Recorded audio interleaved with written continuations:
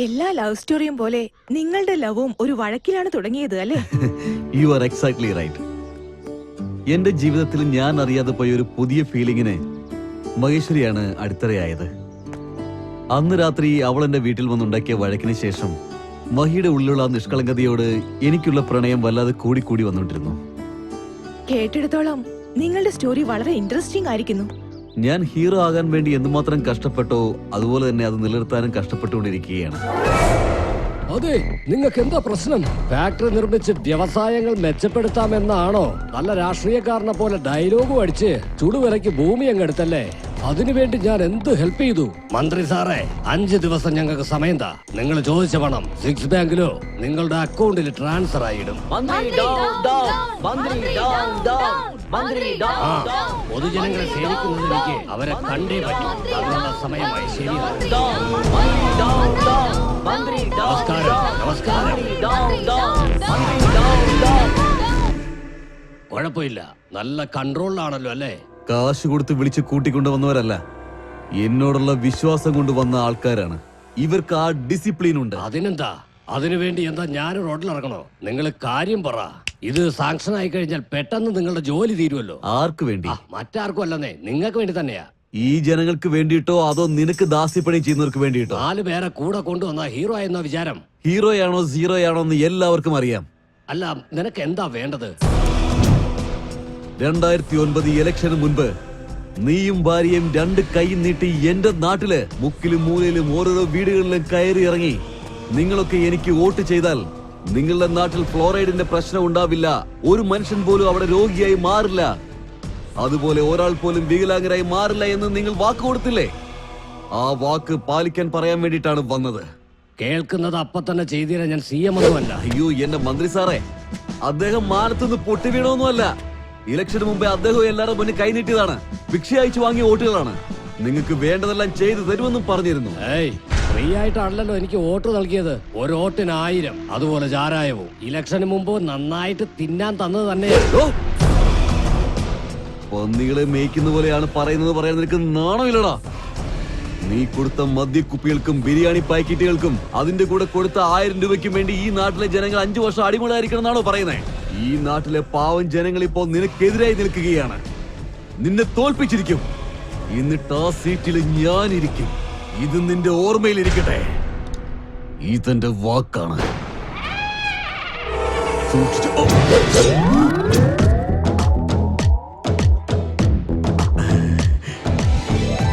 അല്ല, എനിക്കറിയാൻ വേണ്ടി വയ്ക്കാം. നിനക്ക് രാത്രിയും പകലൊന്നും ഇല്ലേ? രാത്രി അവിടെ ടെൻഷൻ ആക്കി, പകൽ ഇവിടെ ലൊക്കേഷൻ വന്നിട്ട് എന്നെ ടെൻഷൻ ആക്കുന്നു. ഇരിക്കവിടെ, എന്ത് കാര്യമാണെങ്കിലും സംസാരിച്ച് ചേർക്കാം. നിങ്ങളുടെ ഈ ഫിഗറിനും പേഴ്സണാലിറ്റിക്ക് ഈ ഡയലോഗ് തീരെ മാച്ച് ആവുന്നില്ല. നിങ്ങൾ എന്നെ എലിമിനേറ്റ് ചെയ്താലും ഓഡിയൻസ് പോളിൽ ഞാനാണ് ജയിച്ചത്. നാളെ ഫൈനൽ പ്രോഗ്രാം നടക്കാൻ പോവാ. ഓ, ഇതായിരുന്നോ കാര്യം?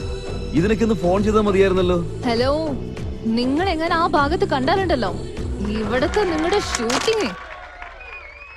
സോ ഈ ബ്യൂട്ടിഫുൾ പെർഫോമൻസിന് സാർ എത്ര മാർക്ക് കൊടുക്കും? ഞാൻ നൽകുന്ന സ്കോർ, ഞാൻ നൽകുന്ന mark. Thank you sir. So നമ്മുടെ നെക്സ്റ്റ് പാർട്ടിസിപ്പന്റ് ആശ. വളരെ നന്നായിട്ട് ചെയ്തു. പക്ഷേ ഗ്രേസ് എന്തോ കുറച്ച് മിസ്സായ പോലൊരു ഫീൽ വന്നു. അടുത്ത പ്രാവശ്യം നന്നായി ട്രൈ ചെയ്യണം. ഇപ്പോ ഞാൻ നൽകുന്ന മാർക്ക്, ഞാൻ നൽകുന്ന score. Thank you very much sir. So last and beautiful പെർഫോമൻസുമായിട്ട് നമ്മുടെ മുന്നിൽ എത്തിച്ചേരുന്ന മഹേശ്വരി. നന്നായിട്ട് കളിച്ചിട്ടുണ്ട്. ഗുഡ്. സോ ഞാൻ നൽകുന്ന സ്കോർ, മഹേശ്വരി നാട്യമയൂരി. നിങ്ങളുടെ മാർക്ക് അറിയണോ അല്ലേ?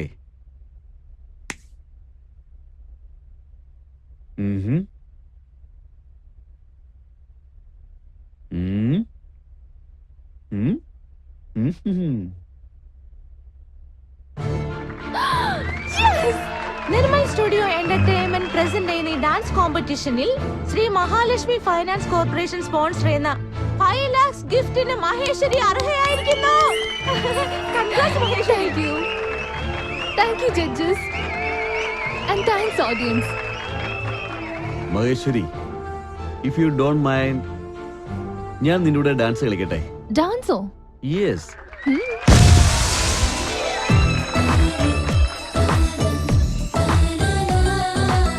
I love you.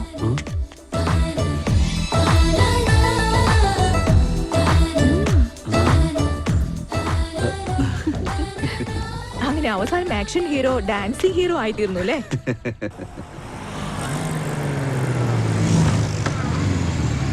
Hi Shiva. വീട്ടിലേക്കല്ലേ? അതെ. കേറി ഡ്രോപ്പ് ചെയ്യാം. കുഴപ്പമില്ല, ഇവിടെ അടുത്തല്ലേ, നടന്നു പോയിക്കോളാം. അങ്ങനെയാണോ? ശരി, ഞാനും നടന്നേക്കാം. ഓ വരൂ. ആരാടാ ഇത്? ഇതൊക്കെ ഒരു തമാശയാണോ? സുന്ദരിയായ ഒരു പെണ്ണിനെ ബൈക്കിൽ കയറ്റിക്കൊണ്ട് പോകാതെ നടത്തിക്കൊണ്ടു പോകുന്നു. ഇവൻ ആരാടാ? അടിപൊളിയാണ് സിറ്റി. ഇഡിയറ്റ്.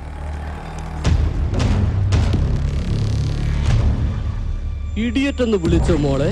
ആ മധുരമായ ചുണ്ടുകൊണ്ട് അങ്ങനെയൊക്കെ പറയാൻ കൊള്ളാമോ? എനിക്ക് അങ്ങോട്ട് വിഷമം വരുന്നു. What?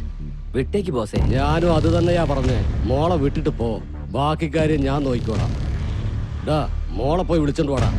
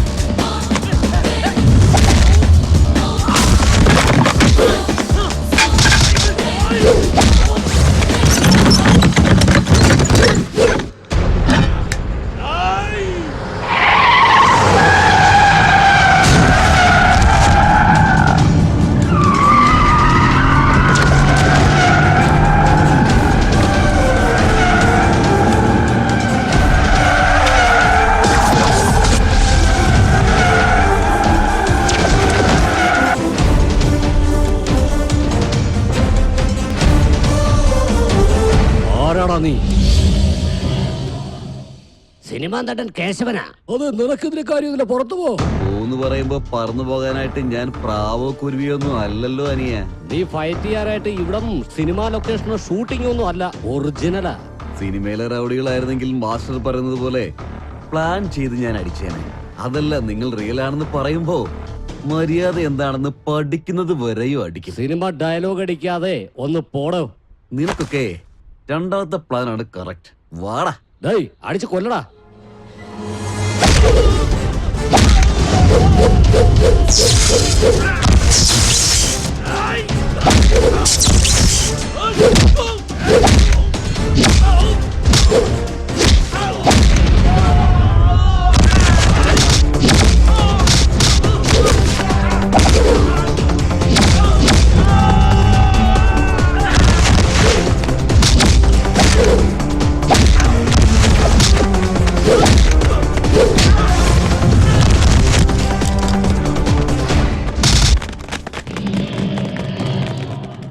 Sir, thank you sir. Thank you so much sir.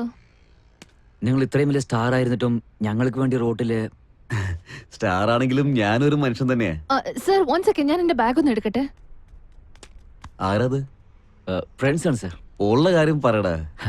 അതായത് ഇനിയും പ്രപ്പോസ് ചെയ്തിട്ടില്ല സർ. എന്താ മുഹൂർത്തം സെറ്റ് ആയിട്ടില്ലേ? 16 മണിക്കൂറോളം ഫേസ്ബുക്കിൽ ഇങ്ങനെ ലോകാര്യങ്ങൾ മുഴുവൻ ചാറ്റ് ചെയ്തോണ്ടിരിക്കാം, പക്ഷെ മനസ്സിലുള്ള കാര്യം മാത്രം തുറന്നു പറയാൻ പറ്റുന്നില്ല അല്ലേ? എനിഹൗ, നിന്റെ സെലക്ഷൻ വളരെ നന്നായിട്ടുണ്ട്. നിന്റെ മനസ്സിലുള്ള കാര്യം ആ കുട്ടിക്ക് മനസ്സിലാവുന്ന രീതി പറഞ്ഞു കൊടുക്കുക. Okay sir. ഹാപ്പിയാണോ? ശരി സർ. അല്ല, നിങ്ങളുടെ പേര് പറഞ്ഞില്ലല്ലോ. എന്റെ പേര് Shiva sir, ad film director. Sir, Shiva. എന്റെ പേര് അലക്യ. ഹലോ. Hello sir. ശരി ശിവ, എനിക്ക് ഷൂട്ടിങ്ങിന്റെ സമയമായി. ഞാൻ പോയിക്കട്ടെ. Okay sir, thank you. All the best. God bless you. Sir sir sir, നിങ്ങളുടെ ഓട്ടോഗ്രാഫ്. ഷുവർ.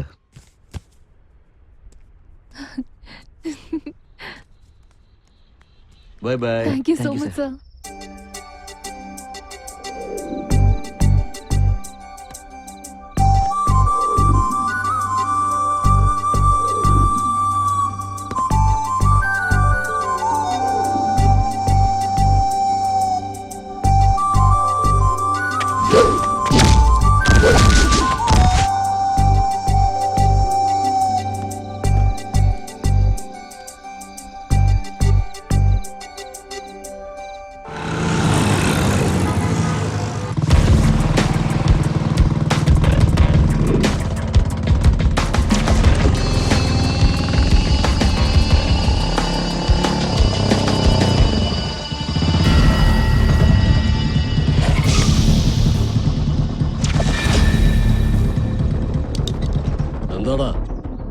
എന്താ വില്ലനാണോ?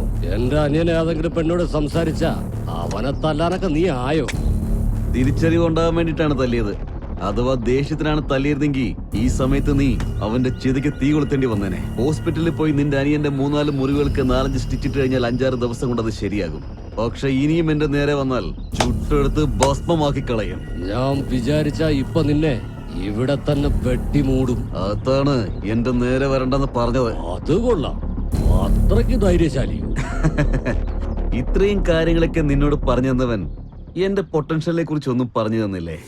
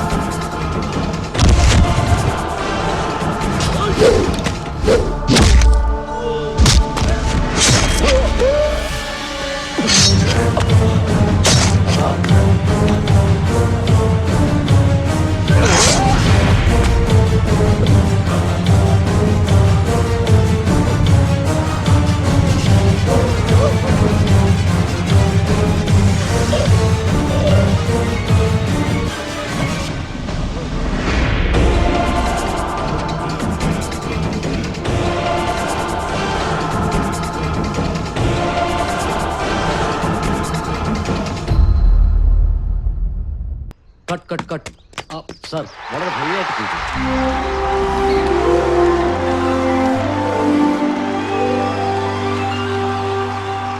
സാർ ഈ സമയത്ത് നല്ലൊരു സോങ് വെച്ചാ വളരെ ഭംഗിയായി.